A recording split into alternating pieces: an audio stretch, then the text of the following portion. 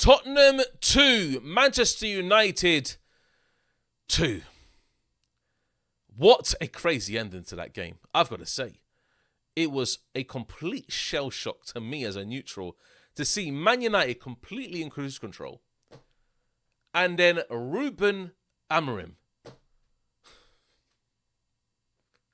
This guy brings on Ugarte and Dalot to help seal the game off. It's laughable. It is laughable. It is mind-blowing to me because Thomas Frank's decision actually to bring on Odegaard, Matthias Tell, Udogie, these substitutions were great and worked in his favour because Tottenham before that, let me tell you something, they were shocking. They were poor. Very, very poor. And I have a lot to talk about in this video, believe me. But before we start and go into Man United versus Tottenham, make sure you smash a like on the video, comment down below, let me know your thoughts, and subscribe to the channel. Let's get up to 20k. This match here, I gotta tell you, what an absolute horrendous show from both teams at certain points in the game. Man United, actually, in the first half, were very, very decent, I thought. They controlled the majority of the game, even though they may have not had the larger share of possession. They looked like they were more threatening, especially in the final third. With Mbeumo, with Cunha, with Amad Diallo, that front three, I tell you, they're going to do some damage in this Premier League season. They look very, very good. Cunha wasn't at the races too much today, but Mbeumo was. And few string passes together. I tell you what, they are building chemistry. And there were certain instances also when Mbeumo had the ball in certain positions, trying to feed through Amad. Amad, eventually, with the cross to Mbeumo back post, was absolutely peach right on the top of his head. And a bullet header from Mbeumo. No stopping that from Vicario. But I tell you what, second half comes and it just literally is a stalemate. Tottenham obviously trying to come back into the game, trying to feed himself back into the game. But it's just passing for passing's sake. And that's the theme of Tottenham, I'm going to tell you. Definitely the theme, passing for passing's sake. When you look at their possession share of the game, and they just literally pass it around the back, pass it directly to the wings, and then they pass it back again. There's nothing in the middle. There's no directness. And Xavi Simons, I've got to say, he was poor today. Very, very poor. He tried to make a few exchanges essentially with the players and trying to actually build up the play, trying to dribble past a few players, but not much more than that. Very, very poor. Just very static. And then you have a player like Sarr in the midfield who can really distribute the ball really well, but there's no runners as well. They're just literally standing in a block in the midfield. That's all they're doing. And they're just standing, everybody's around each other, not trying to work the play, not trying to make any patterns at all. They're just absolutely shocking. Tottenham, I've got to say, this year, even though the position in the table suggests different, they are shocking. At least with Ange Postecoglou, you could see the fluidity in the play. I know defensively they were mind-blowingly horrendous, but at least the fluidity of the attacking football was better. And it looked like Thomas Frank came out with a crazy idea. Then, okay, bring on Odegaard, bring on Matthias Tell, bring on Udogie, and they go 2-1 up. Unbelievable. The very first goal, Matthias Tell fizzed in ball into the box. Matthias Tell's turn and literally shot into the back of the net. But it's Amorim's changes that really, really caused the downfall of Man United. Let's be honest on this one. You're bringing on Dalot and flipping Ugarte. Of all people. A player that's so out of favour with Man United fans. And you can see why. Ugarte is so bad. So horrendously bad. Honestly. Just a walking statue in the middle of the pitch. That's all he is. That's all he is. Honestly. Very, very poor. And Diego Dalot, not much different. Especially this season. Not much different. So, obviously, because Maguire got injured and you had to bring on Lina Euro, I understand that. But you're bringing on substitute for the winger. I tell you what, the wing backs were doing a decent job. Mazraoui, He knows how to control the possession. He knows how to build up the play, especially when he's under pressure. He's great. And then you have Dorgu, who's probably one of the best players on the pitch, essentially. Let's bring up, obviously, the screen to show you. Dorgu, on this side, really, really influential with the play. And he's trying to make direct runs, trying to make the opposition think differently. And with his overlapping runs, he's doing really well. Obviously, his touch and his technique is really poor, I've got to say. But ultimately, he was making a lot of the direct runs on that left-hand side. Bruno Fernandes controlling the ball. I don't know how on earth FootMob give Casemiro 6.4, because this guy was consistently making interceptions, consistently tackling Tottenham, especially in the middle of the park, and controlling the game and slowing it down, not allowing Man United to get heated in terms of when they regain possession, trying to fizz the ball in, especially intensity. Casemiro was also in the front end of the pitch, picking up the ball, intercepting the ball, tackling the ball, and pressing from the front end as well. I have absolutely no idea what FootMob is suggesting here. But honestly, for me, Amad Diallo was definitely the standout with Mbeumo. Both of them were very, very good. And obviously Dorgu as well. Bruno Fernandes, he pressed decently well, but he's a final action player, but he doesn't sometimes do the actions that is needed to help progress the team up the field. That's what I'm saying in terms of Bruno Fernandes. But on the other side, with Tottenham, oh my lord, just absolutely shambolic from start till till they scored the goal in the 84th minute. Absolutely horrendous.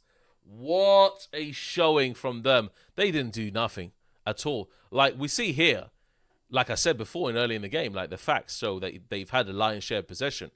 But let's be honest, it's not good possession.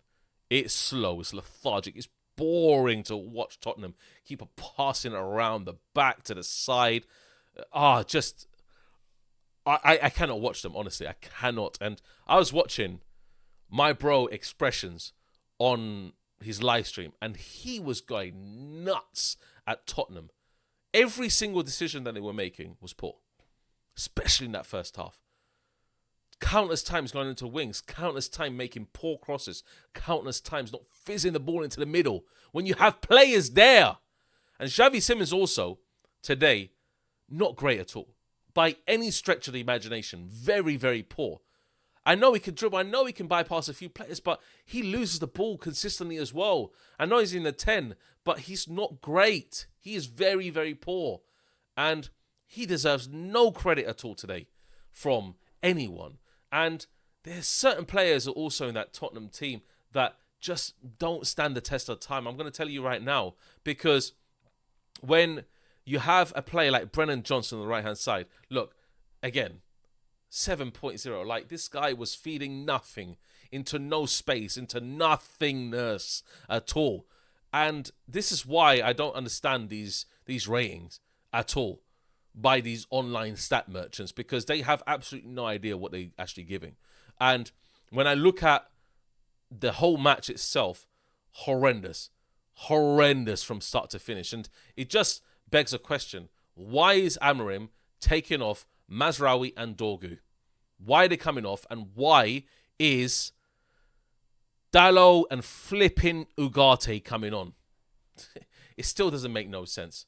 Still doesn't make no sense. Unbelievable. Look at the look at the expected goals from both teams. Less than 1. Unbelievable. You see Tottenham having shots, but a lot of them were outside, and they weren't really effective in that as well. And we just have to just see across the entirety of the match how poor they were, how they were not finding openings, how they're on the edge of the box and they can't find openings against a Man United side. That on the second half were in the back foot. Let's just call it as it is. Tottenham were poor. I could hear the crowd. They were trying to give Tottenham some motivation to try and find a goal, and they did.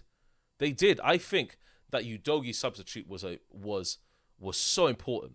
So important. When Udogi came on, he gave so much of an outlet on the left-hand side. He was consistently fizzing the ball, trying to overlap, trying to create something from the left-hand side. And even though he wasn't successful at times, and towards the end it was, because obviously it led towards a goal from Tell. but he really caused difficulty for Man United to defend, especially with that 5 in the back. When you have the wing backs pushing back as well, you have to have the extra man in the overload to try and create something. So Man United today, I tell you what, it was their own doing. It was Amorim's own doing as well, because when you bring on those substitutes, you are expecting to get cooked, and they did towards the end of the match. And with the final whistle about to be blown, De Ligt with an absolute bullet header into the back of the net. Unbelievable. Like, it's crazy that he found that. And when you have a player like De Ligt, he's going to put his body on the line. You see it time and time again. He's going to put his body on the line, and he's going to make sure that Man United at least have a fighting chance. And he did so from that corner. The keeper, even Lamens came up. He came up and he was ready to try and score a header, but De Ligt got it back post, a brilliant whipped-in ball. Brilliant. And De Ligt came up with the goods. Unbelievable. But it just begs a question. Where does Amorim go from here? And you can obviously see the table here. Arsenal, Tottenham currently third. They got that point, 18. Manchester United also with 18 points here. And it is looking very, very even, obviously without Liverpool, Sunderland and Bournemouth to play. But it's looking super even at the moment. And you just see Man United's form, obviously 2 draws, obviously one against Nottingham Forest and now against Tottenham. And that form that Amorim showed, obviously as manager last month essentially, and then getting manager of the month, now starting to crumble. Now you have the tough games as well. You have Nottingham Forest as well last week. You had this week, obviously, Tottenham. And these are the tough games that you need to prove yourself as a manager by not making stupid decisions. And he did that. He made horrendous decisions. And when you look at, obviously, kind of the momentum shift of the game here, you see Tottenham having spells in the very first kind of 20 minutes, which I said at the beginning, but then Man United having the larger spells, obviously, towards the end of the first half, and then another swing here and there. Because it just looks like a back and forth game all the time. It looks like there was no constant, there was no rhythm, there was nothing that was saying to me that either Man United were going to complete control of the game. They looked like they were complete control by the fact that they were just 1-0 up. But Tottenham, they're trying to feed themselves back into the game. And lo and behold, at the end of the game, you get 2 goals in pretty much rapid succession on the 84th and post 90 minute. So it looks like, I think, that Man United, they could have won that game. They could have won that game so easily, honestly. And it was just really poor. It was really poor. And we saw, obviously, at the end of the game with Destiny Udogie with that assist, absolutely brilliant, just fizzed into Matthias Tell, and then Odegaard with a shot that just pretty much ricocheted off Richarlison's head to score the goal. And finally, obviously, a brilliant, cross by Bruno Fernandes into the back post. And yeah, De Ligt with the bullet header. That is it pretty much. And I've just got to say this last thing. I think these two teams are pretty much in the same situation. I don't think they're going to challenge anything in the top 4. I've got to be honest. I think you'll maybe have a surprise in the top 4, because these two teams, they cannot be consistent throughout the season. They are just like that. And Tottenham coming up soon after the international break with the North London derby, it's going to be absolutely a cook fest for Arsenal. Arsenal are going to absolutely destroy Tottenham. Believe me in this one.